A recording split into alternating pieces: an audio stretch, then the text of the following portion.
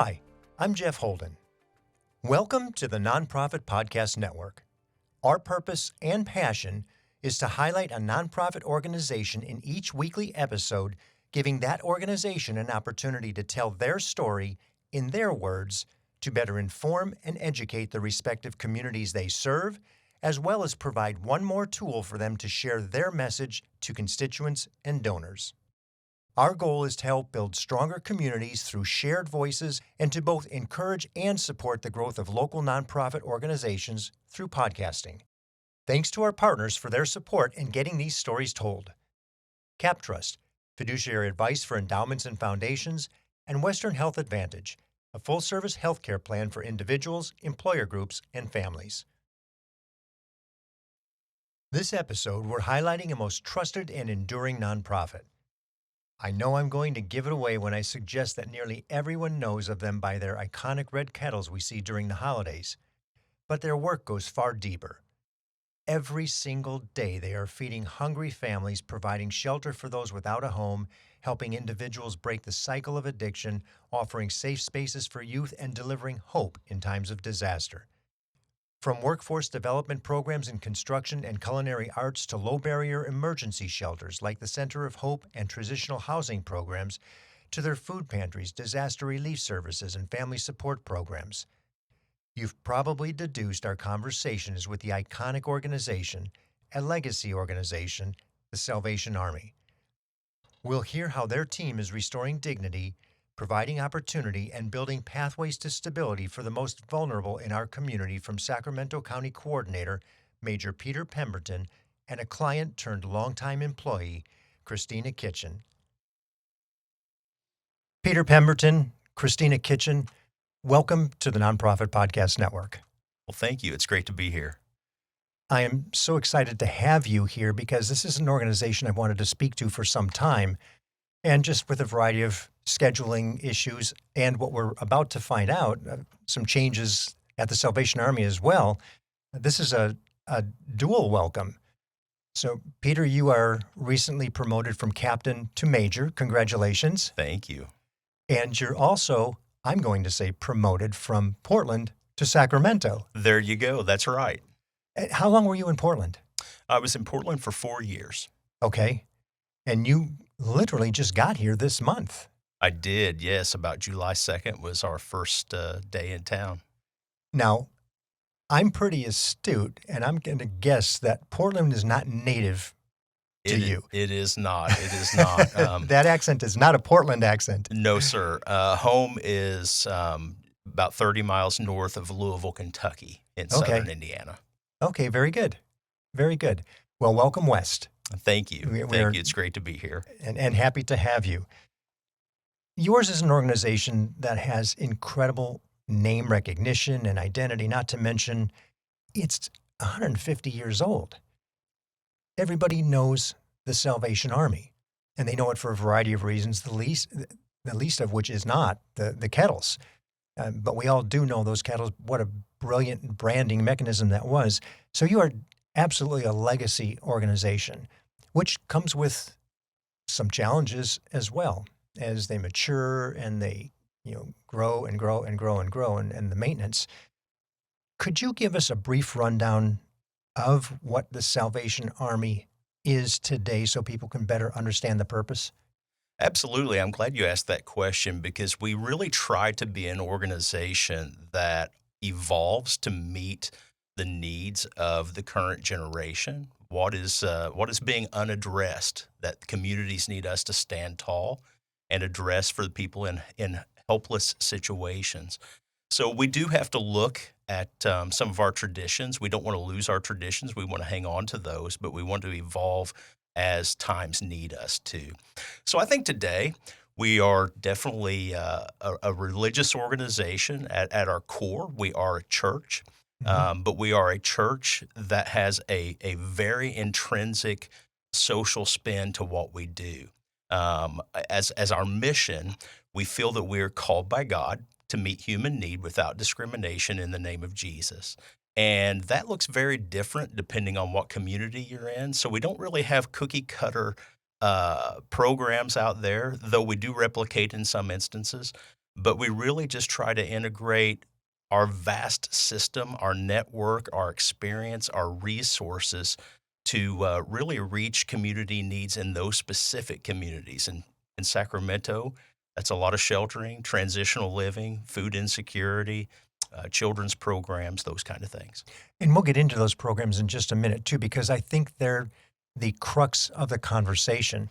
It's the services you provide, the people you touch, the impact of the organization, which is vast in this community, with some of our significant community leadership's families having had familiarity with the Salvation Army. Matter of fact, a handful that I'm aware of our nonprofit leadership has been involved with the Salvation Army as a family back when they were growing up because of just challenges that families can, come across in so many different ways. We know now maybe more visibly than ever that humanity is suffering. There is a lot going on. You are serving, supporting, and working with many of those who are experiencing these issues. Could you walk us through some of the core programs that are most significant today? Absolutely. I mean, definitely sheltering is a big issue in today's world. It doesn't take you long driving through various communities to see people on the streets. And so, sheltering is something that we really take a hard look at in different communities. Transitional living, that is another one. Sometimes people have gone through programs and, they've come through addiction, substance abuse programs successfully, but their past, it still hinders them from getting a leg up, from getting jobs, from getting housing and those kind of things. So transitional living is another big program that really helps to address community needs in today's world. Those probably are the two biggest, though substance abuse is definitely right there as well.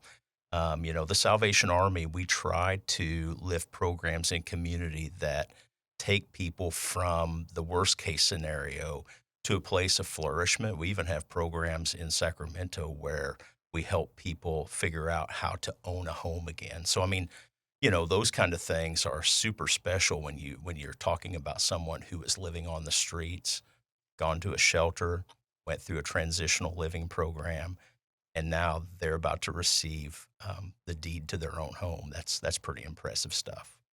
Oh, unbelievable. Christina, you have been with the organization now for almost 16 years, Almost 18 years. 18 years, Yes, and which I'd is, like to talk a little bit more about actually the programs that we offer please. in Sacramento. So we do offer a workforce development program in Sacramento where we do a 4-week construction training program. And we also have a 16-week culinary arts training program. These programs are open to anyone that's interested and willing to give of themselves to commit to these programs. We take them. Meaning not having gone through They don't have to everything go through. else Salvation Army, they can come right No. to these programs. Absolutely. Wonderful. Which we encourage that.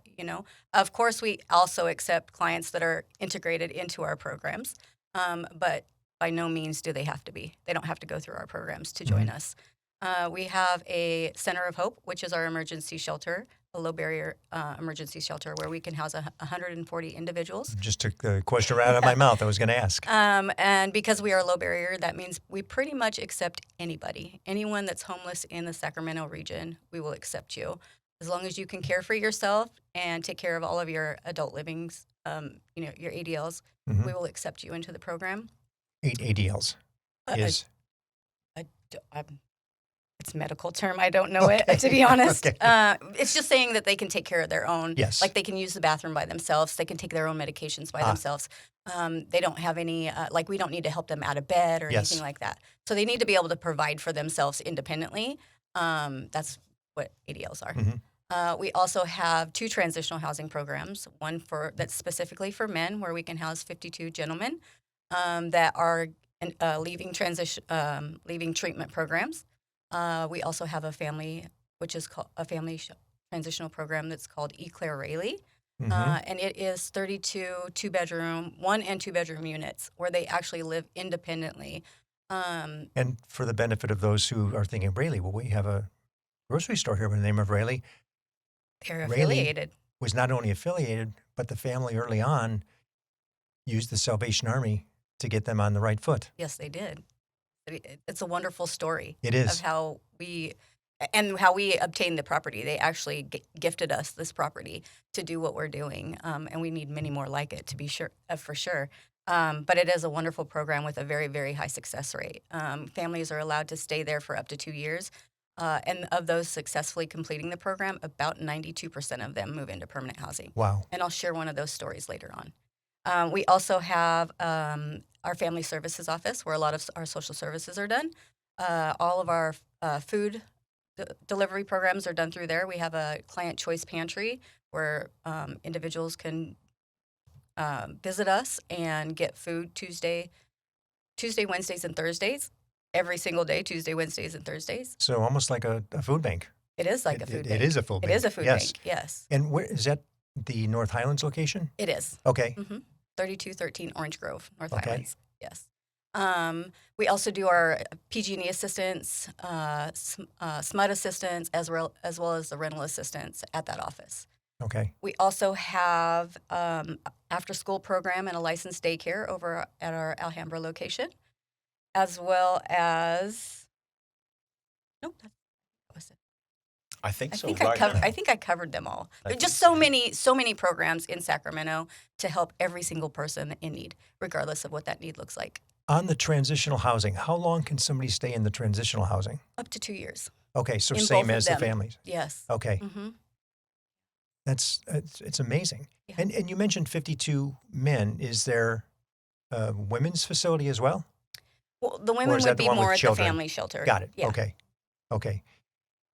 Looked like you were going to say something, Peter. No, you know what? When you have a walking thesaurus Yes. that comes with you, you don't need to say a whole lot. You just let her do the talking. The for a beauty moment. of both of our transitional programs is we don't just have them come in and they stay with us for 2 years. We really start to build them into self-sufficient households. One of the things that we do is they pay a very small service fee to stay in our facilities. Many of those, though, the service fees go back to them in a savings. So when they leave us, their credit's repaired. They now have a savings. Most of them leave us if they stay for the full 2 years with a minimum of $5,000, which also builds into that home ownership program that we try to connect them with, so that they're able to furnish these houses when they move into them. They're both very, very wonderful programs as long as people are willing to accept the help. So it also sounds like there's some financial resources.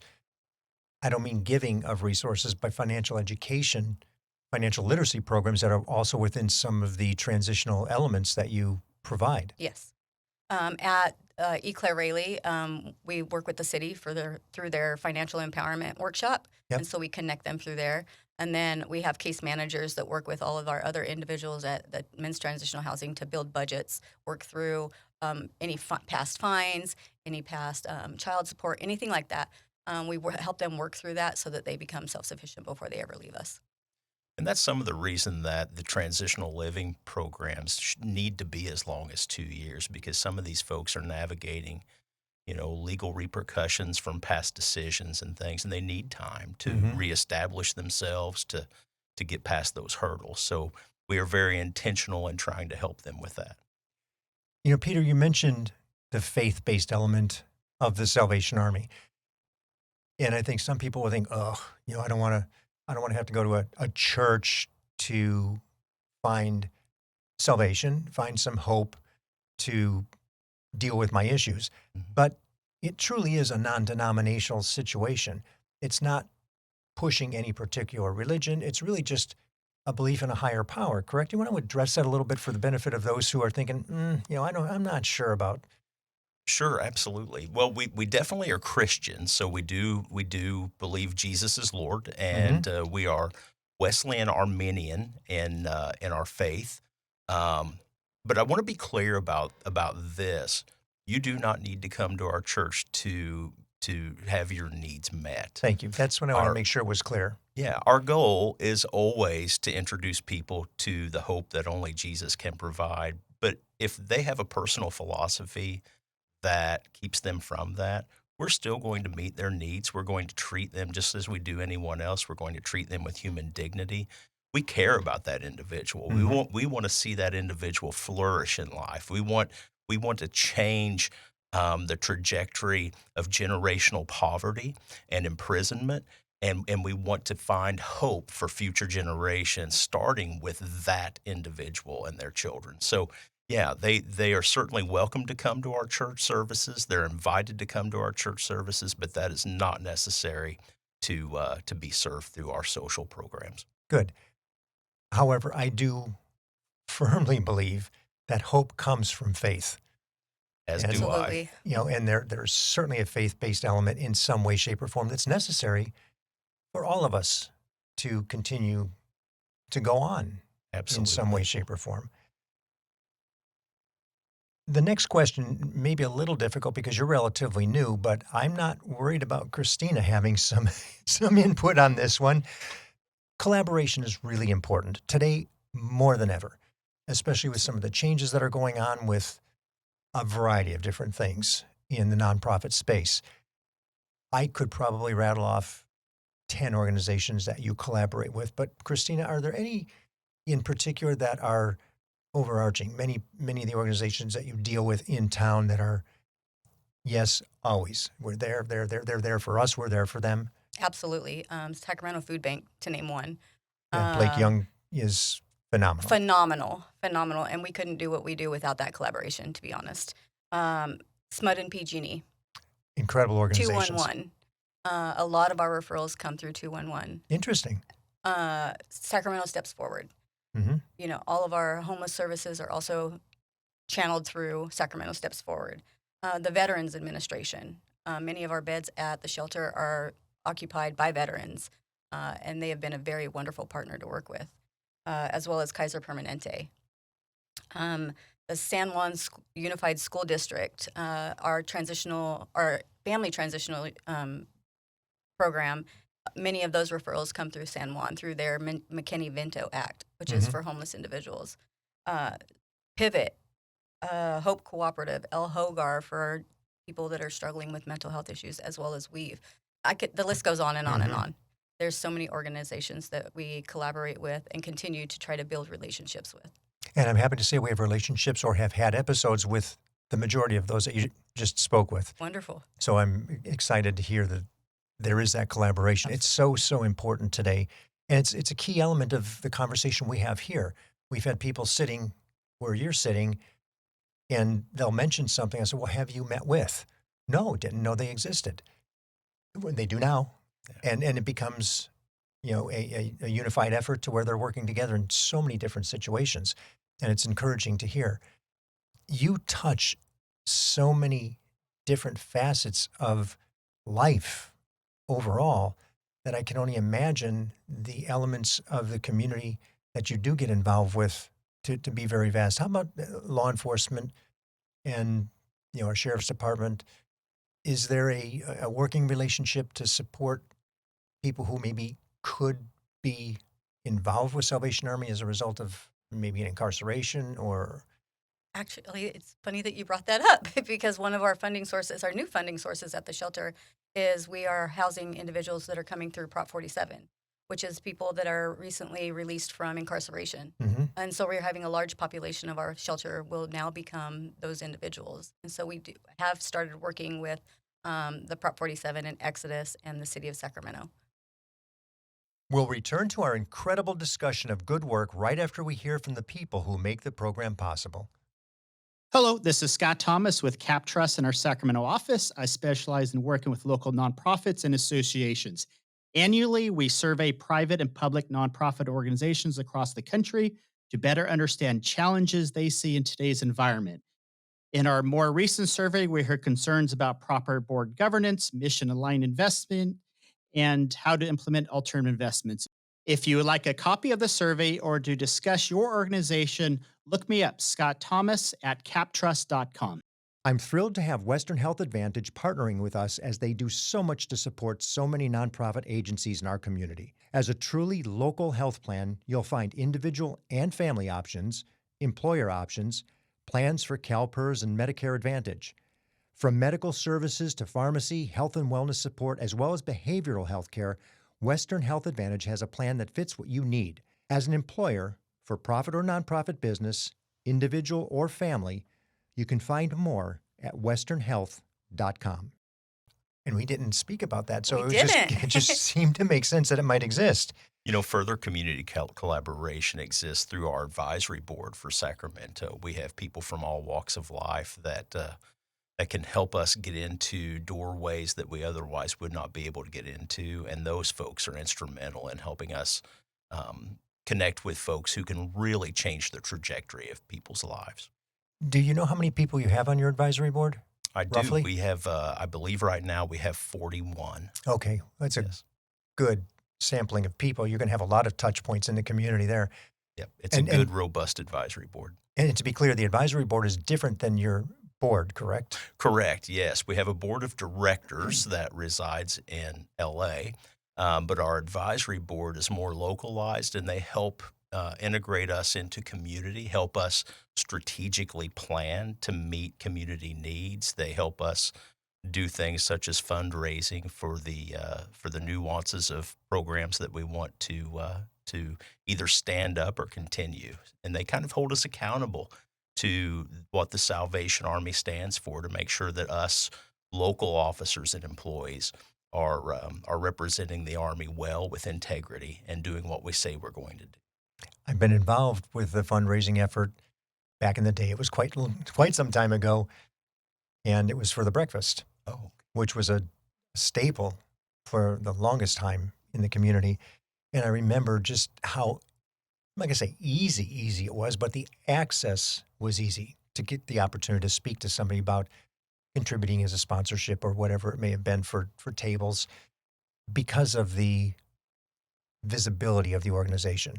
People knew it, and it just helped, every step along the way. And you mentioned funding. We're talking about fundraising. Let's address that a little bit. How is the organization funded? Well, it is funded through different streams. We obviously have private donors. We also have companies that want to come alongside and support us. And then we also are funded through government contracts from federal, state, and local government. Those are our main funding stream. Now, we do have some endowments and things that help along the way, but we really depend on our donors. We really depend on our donors to stand tall, and it's a pretty hefty lift to do all that we do in the Sacramento County area. It's a lift to the tune of over $8 million annually. So we definitely need our donors to respond and help us out when we do our annual campaigns. You'll know as well as I do that that deferred maintenance on properties is something that bites at you after a few years, and especially when you are running programs such as homeless programs and transitional living. A little rough on the properties. They're a little rough on the properties, so we definitely need donors to come alongside and help to secure some funding to address property issues that otherwise will continue to worsen and will either have to be addressed or abandoned, one or the other. Well, Christina mentioned that you have a construction program. Construction training program. So there's your deferred maintenance That's repair. That's a help. Do they actually work on the properties? Their classes are our next step program, and they actually put in a very nice concrete parking lot for us. So yes, we utilize their services. Good. With regard to funding, obviously there's events that you do, which is one thing. Your donors, your philanthropic givers in the community, which we know somebody like O'Reilly's and some of the other organizations that you mentioned. As a faith-based church per se, you don't qualify in many cases for grants or federal money or probably even state and county money in some cases. You did mention contracts. So are those fee-for-service work that you do for the state or the county? So some of the contracts that we enter into, and I appreciate the question, because the reality is there are some funding streams that we'd love to tap into, but they just aren't a good fit for us because of who we are and what drives our social response. So we do those, have to especially be restricted funds. I would imagine you just absolutely. you can't do that. Absolutely. We don't want to accept any funding that restricts us from being able to at least share the gospel. Mm-hmm. As I said, there's no requirement for people to come, but we do not want to be restricted from sharing the gospel. So we will pass on certain funding streams, but the reality is that we can often find ways to meet the criteria of that funding stream, that particular grant or contract, and hold hands very happily with one another, where both sides are very pleased with the relationship. So, Mm-hmm. but that takes intention, Sure. and it takes a lot of effort, especially effort on the parts of our employees. So we appreciate that. Let's imagine for a minute that roughly $8 million that you work with on an annual basis. Somebody says, I will give you 10 times that if you can give me a vision of what you would do with it that I like, Oh my! right? Oh. What would it look like? What would you do? Well, we've not discussed this, and we probably have different ideas. Well, I you think, can both give them, yeah, but you can do it from an overarching perspective of what you see because the services are somewhat agnostic market to market to market, what that might look like. And then Christina could say, well, in Sacramento, we would take that and apply it this way. So go ahead. absolutely. Well, I am all about having a chain of services that take people from the very bottom to the very top, where they can really have a flourishing life. And for me, um, we are almost there. Probably the one element that we don't have is mobile pantry, and I've seen mobile pantry work in a lot of places. There's a lot of folks who really struggle to get to a brick and mortar building where food can be provided, where case management can be provided. So I think in my dream of dreams, I would probably have several mobile food pantries that are located out of our family services area, but they have dedicated routes, and they go out and set up in parking lots with at churches and different places who would host the site for the day, and we would just set up a mobile food pantry and let people shop, and then we'd put it away and head back. That would be a big one. And then I think there's no shortage of need for continued transitional living centers. I feel like we have good transitional living programs that need to be replicated. I really do. Yeah, and I like hearing what I'm hearing because you're reintegrating people back into society successfully. The ability to move from there into their own housing and then advance from a rental to an owner. I mean, that's the American dream for so many people who come to the country, much less what it should be as well for the people who live here. And giving them that ability to recognize that they can do it. And again, back to hope, that they can really do what they would like to do. Well, and that's often the key with the services that we provide. It's not just creating an opportunity for people to receive something, it's to receive the belief that they are better than what they think they are, that they can reach up, that they can pull themselves up by the bootstraps, and someone will come alongside them and help hold them while they gain the strength to take the first step. People are more resilient than they give themselves credit for. And when we drive down the road through Sacramento and we see little tent cities here and there, I always find myself wondering, I wonder if they know how precious they are. Mm-hmm. I wonder if they even have any idea. And that's what we want to do. We want people to understand that they're not discarded. They're precious, and they're better than that. And we have services that will give them dignity and assist them and prop them up while they find the strength and the resilience inside. Mm-hmm. That's what we want to provide. We could end the episode right there. We won't, but we could. Christina, Yes. the vision. What I would like to see is, piggybacking off of what Major Peter said, is more transitional living programs, maybe one that's set aside for single females, because we don't have that in this community. My deep deep desire is for us to have a adult rehabilitation center in Sacramento again. You know, Salvation Army, we used to have one, and it went away about 4 years ago, I believe it was.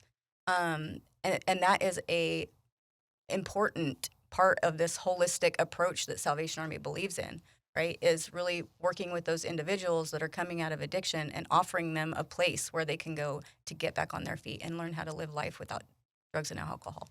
And so that would be my desire, is for us to have that ability to have a ARC program in Sacramento, which costs a lot of money.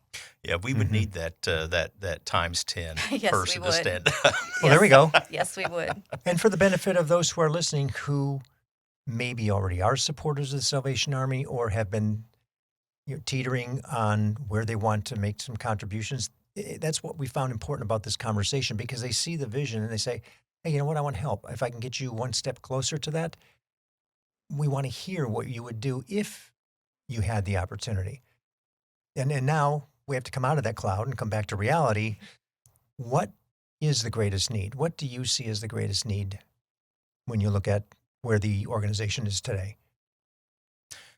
You know, we don't have enough. We don't have enough planned giving donors for our future. We need to secure. We need a group of donors who say, "Hey, I want to give to the Salvation Army in perpetuity." And how do I do that? Because we have really good ways that someone can leave a legacy with us that helps sustain programs that are current and will help build programs that are dreams through future giving, through legacies. Mm-hmm. That's the reality. And you know, that would be great. Other holes that we have, we're always working on deferred maintenance. Sure. That's a big one. That's because you have facilities. We have do. facilities. Yeah, funding and buildings Yeah. Right. at the core of what we. Peter, I know you're a little new to the organization and new to the market, so I'll defer this question to Christina in terms of success stories. And Christina, I don't want you to tell me about all the other people first. I want you to share your story, because yours is one that is truly a success. So if you would. Absolutely. So I am a product of Salvation Army. I am a grateful recovering addict that had I not went through Salvation Army, I probably would have been dead today, to be honest. I struggled with addiction for about 15 years, deep addiction. Have beautiful children that I birthed in addiction, that I lost custody to. I'm going to get emotional.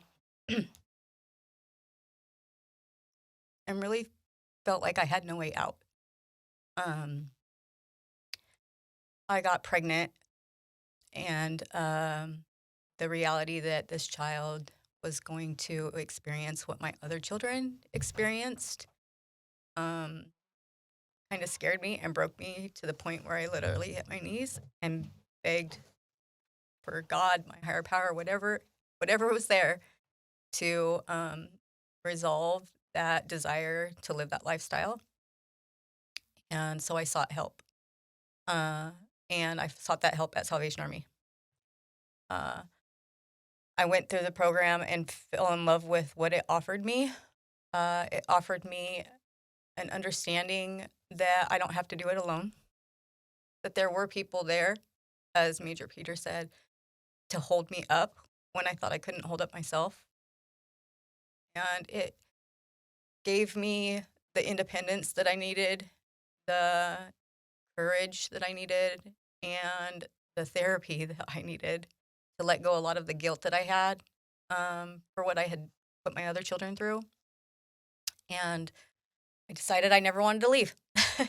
And so shortly after completing the program, which was in the Yuba Sutter area, I applied for a position there. And I literally have never left. I've now been employed with Salvation Army for almost 18 years in August.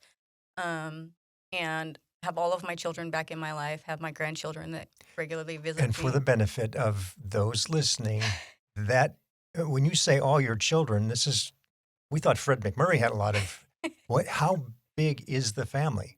So I birthed 7 children myself. I have 17 grandchildren and many adopted grandchildren and in-law or daughter-in-law, son-in-laws. Uh-huh. So it's very, very big. That's wonderful. And it's a blessing. It truly is a blessing.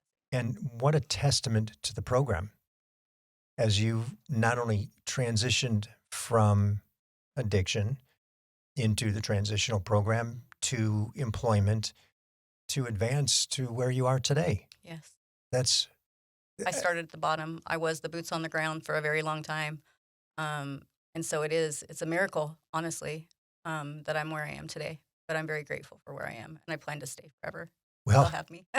and the intellectual equity and experience that you bring to the organization, because the leadership changes every 4, 5, 6, 7 years. You're still here. I am. So you bring so much. Congratulations. Thank you. That is a wonderful story. Thank you. And I know you have a couple others, so I'm going to have you, I want you to get into those too. Yes, I do have a couple others. Well, actually, as we speak, we have 4 gentlemen that are doing their finals for our culinary arts training program. So their finals consist of a full meal, chicken Chardonnay, risotto, vegetables, a dessert, all from scratch. And after today, they will have successfully completed the program and are ready to go out and actually work in the culinary field. So they're ready. That's a major success for these gentlemen. These gentlemen have come to us from clean and sober living programs and transitional living programs, as well as ARP, adult rehabilitation programs. Mm-hmm. And so that's 4 more gentlemen that are going to be in the community soon and ready to work. I also wanted to share about a gentleman that we had come to the shelter. The gentleman had been to our shelter probably about 3 or 4 times since I've been there, and I've been in Sacramento at the shelter for about 9 years. And he was never successful. He would, primarily because of his addiction, but he was never successful. He always ended up leaving us, usually on bad terms. Mm-hmm. This last time that he came back, I don't know what it was that changed. I don't know if it was the little seeds that we plant each time that he came. But this last time, he was willing to accept a little bit of help. And so we connected him with Salvation Army in San Francisco, adult rehabilitation program. And he went. And after 6 months, he decided, you know what? I'm not ready. I'm going to stay another 2 months. And so he stayed there for 8 months total, came back to Sacramento, is employed, reunited with his daughter, is housed, and doing very, very well. And as a matter of fact, he is now an employee of Salvation Army. And so, again, it just goes to show that the things that we get from these programs become a valuable part of who we are. And so we want to give back what we were freely given from the Salvation Army. And then I have one that we got, and I'm going to actually read this verbatim. It's directly from a client. Living at the Salvation Army was a blessing. I was given many resources from work with Pivot, Sacramento, to working with financial empowerment. I was able to get help updating my resume when switching career fields and have improved my credit score by 31 points. I came from another transitional program that told me that I was too independent to be successful. I was constantly getting in trouble for not signing an out at the office each time I came and left, which was stressful. The Salvation Army was the complete opposite. Samara, which happens to be our site supervisor, you have been one of my biggest cheerleaders, always supporting me and encouraging me. One of the biggest accomplishments I have been able to achieve by having a safe and supportive place to live was getting custody of my daughter. The second biggest accomplishment was becoming a peer and family advocate for another local nonprofit where I now get to give back by supporting and encouraging others through their journey in recovery. Lastly, I now have a beautiful 2-bedroom, 2-bath apartment in Natomas for my family and I to call home. This brings tears to my eyes because 2 years ago I was sitting on a floor, 8 months pregnant. I didn't think that was going to get me. Getting high and begging God to help me. I would never have thought I would be where I am today, and I honestly do not believe I could have done all this without the support of Salvation Army. I am forever grateful. That's a great story. And we know it's not the only one, No. because there are so many that have gone through the program. What a wonderful, wonderful set of stories all the way around. What's the best way to learn more about the organization if I want to give, if I want to, how do people even find, let's say I'm on the street and just, is it a referral basis? How do people show up at the organization? Well, I personally think because you may not have, maybe you have a cell phone, but are you going to go looking for Salvation Army, in your Google search? I mean, how do people literally end up at your doorstep? Well, the good news is most libraries have computers, and so people do have access to computers. And the easiest way to find out more about what's happening in Sacramento with the Salvation Army is simply to go to our website, sacramento.salvationarmy.org. And at that website, they can learn about the different services. They can learn how to support our services, how to volunteer, how to give as a donor. There are a plethora of ways that they can be plugged into the Salvation Army, whether that be as a client, getting services rendered to them, or being a partner that's helping bring hope to an individual. And if you have a phone, calling 211 or literally walking in the door, our shelter, we will try to connect them with every resource we could possibly connect them with. Would you give the address of the North Highlands location? Because that's where they would go, correct? That's where they would go for food. But if they're looking for all of the resources that we have available, the best place to go would be the shelter, which is at 1200 North B, Sacramento, California, 958-211. 95811. There we go. Okay. And I'll put all of this in the show notes as well, so that if somebody looks, they'll see it at the bottom. They can find out where we're going or where they're going. We think we know about an organization because we know the name, or we know a little bit about their history as a result of the image or the brand or the identity of which you have such legacy. The red, the kettles, the awareness of the Salvation Army, because you're there in so many situations. But there's so much more that you do for our community that makes us a better place. So thank you. First of all, Peter, welcome again. Thank you. And thank you, Christina, because you've seen it from personally the worst place to professionally now the best place after almost 18 years. And if you stick around for 18 years, you must like something about the organization, Absolutely. Right? To your team, to your army of people, how many do you employ? Oh, gosh, that's a great question. If I was to guess right now without the numbers in front of me, I think we have in the Sacramento County area, and this does not include our divisional headquarters, which is also housed in Sacramento County, we have 10 officers and roughly 50 employees. I would guess, yes. Yeah, roughly 50 employees. So, which, when you think about the mass amount of services that we provide, that's a small drop in the bucket. Yeah. It really is. And you have a huge volunteer base, I'm assuming. We do have volunteers that come and support us, absolutely. Yeah. Good.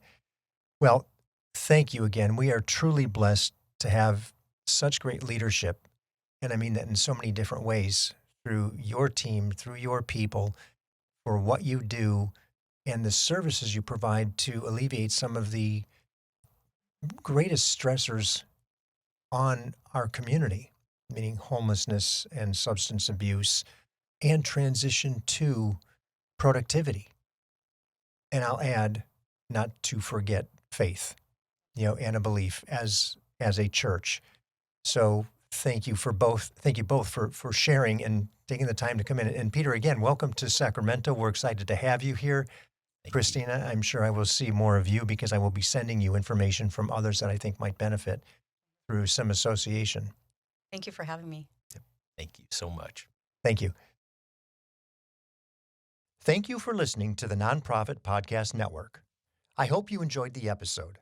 If what you heard moved you, please reach out to that organization and do what you can to help. If you like and appreciate what we're doing to support local nonprofits, please give us a positive review, subscribe, and share. If you're a nonprofit with an interest in participating in an episode, you can reach me at jeff@hearmenowstudio.com. Once again, we're grateful for the businesses who have made this program possible. CapTrust, fiduciary advice for endowments and foundations. You can find them in Sacramento, Roseville, and Folsom, captrust.com. And Western Health Advantage, a full-service healthcare plan for individuals, employer groups, and families, westernhealth.com.